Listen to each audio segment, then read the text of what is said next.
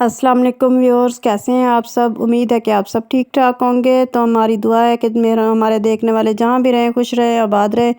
तो यहाँ मैंने इवनिंग का मतलब दोपहर का काम करना स्टार्ट कर दिया था। जहाँ से मैंने पिछला व्लॉग ख़त्म किया था वहीं से मैंने स्टार्ट कर दिया था। तो दूध मेरा गर्म हो चुका है और आटा भी गूंदा हुआ है। तो मैंने अब सिर्फ रोटियां बनानी है। सालन हमारा पड़ा था क्योंकि शाम को सालन बनाऊंगी, जो भी बनाना होगा हल्का फुल्का। तो फिर देखेंगे। अच्छा, इस डब्बे को मैंने धो के जो रखा था ना उस वक्त, बर्तन धोते वक्त, तो मैंने इसमें ना देसी घी डालना था।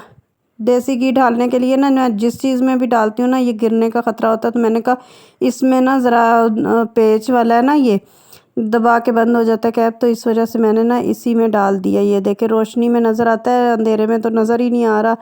माशाल्लाह माशाल्लाह किया करे।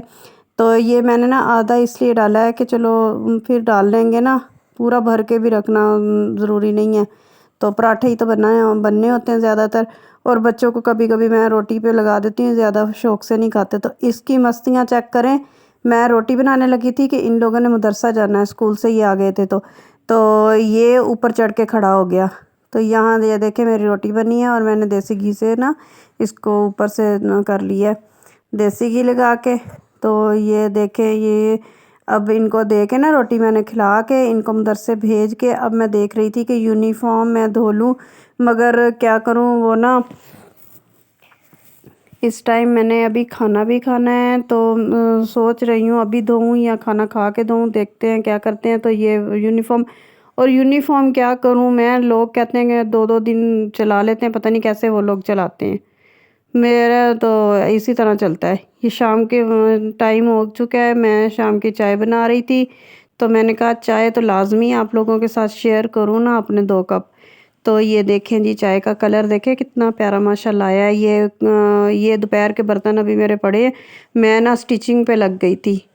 स्टिचिंग की तरफ लग जाओ तो फिर दूसरे काम तो फिर ज़ाहिर है रह ही जाते हैं, एक तरफ ही होना होता है। ये मेरा कप और ये दूसरा इब्राहिम के बाबा का कप, और ये है जी हमारे बिस्किट आ चुके हैं।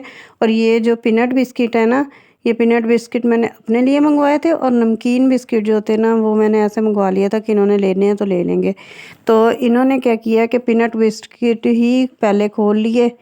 तो ये देखें, तो लेके आ जाएं जी बिस्किट जिस जिसको पसंद है, क्योंकि मुझसे आजकल ना रोटी खाई नहीं जा रही। पता नहीं क्या वजह है, दिल ही नहीं कर रहा रोटी को मुंह में डालने का।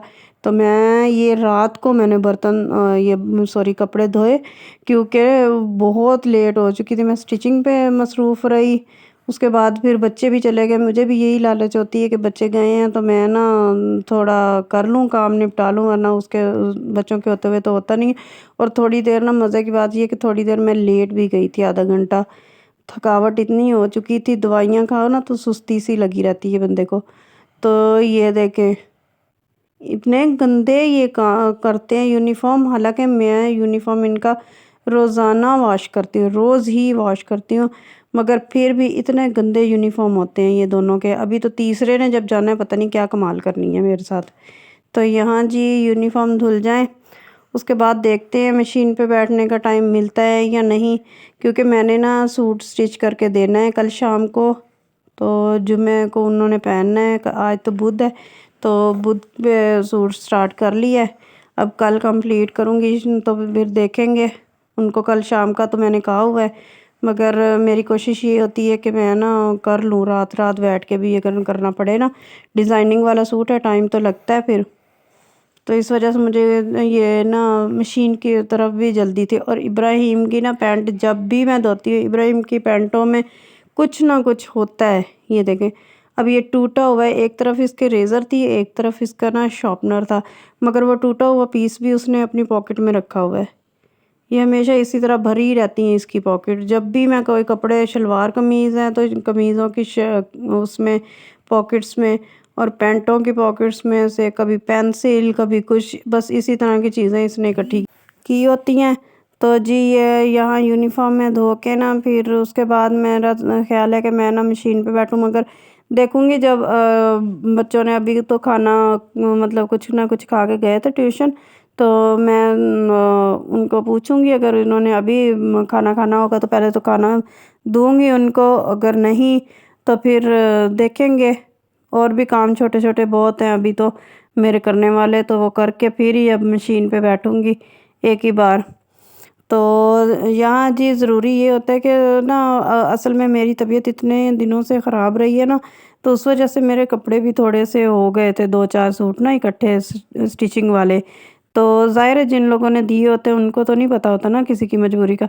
तो यहाँ मेरे ना थोड़ा सा सामान घर का राशन जो था ना वो ख़त्म हो चुका था, तो मैंने शाम को कहा कि मुझे थोड़ा थोड़ा तो ला के दें, अभी तनख्वाह तो नहीं मिली थी इनके बाबा को। तो फिर ये थोड़ा-थोड़ा ही हम लोगों ने मँगवा लिया कि चलो हमारा कौन-सा इतना ख़र्चा होता है कि जो।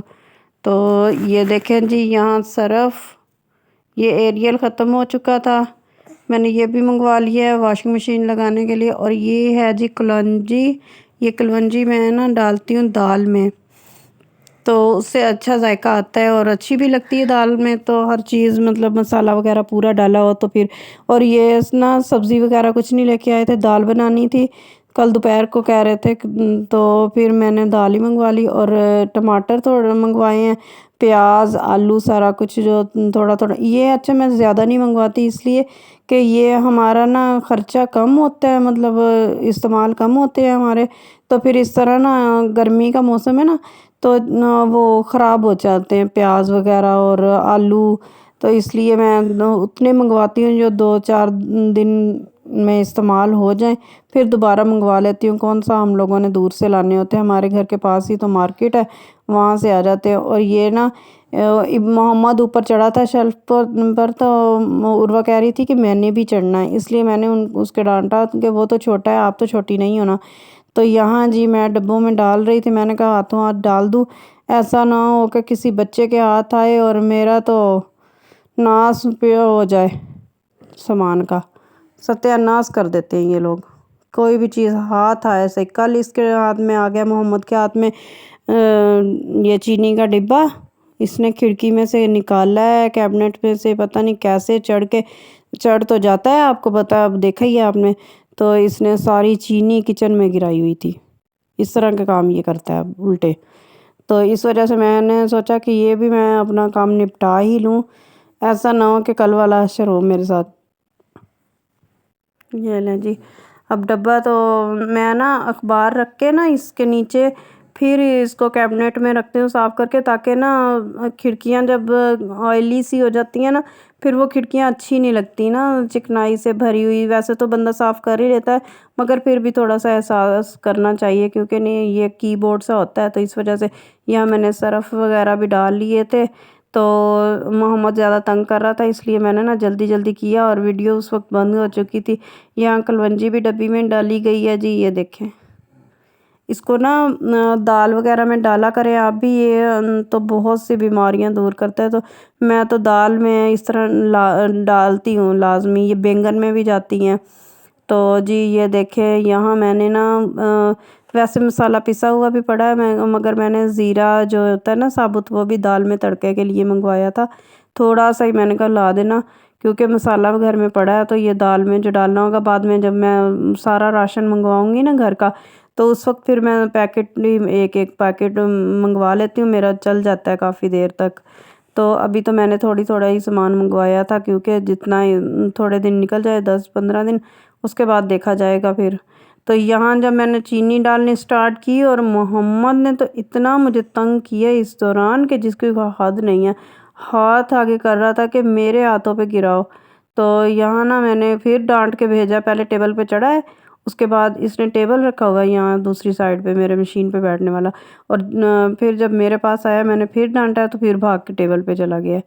इस तरह के काम ये करता है, इसीलिए मैं कहती हूँ कि जब ये लोग कोचिंग और स्कूल होते हैं ना, फिर मेरा काम अच्छे से निपटाए जाते हैं, वरना तो फिर यही कुछ होता है। पंजाबी में कहते हैं ना रोला रप्पा, ये रोला रप्पा ही है। चले जी मुझे दें इजाज़त, अल्लाह हाफिज़, नेक्स्ट वीडियो तक।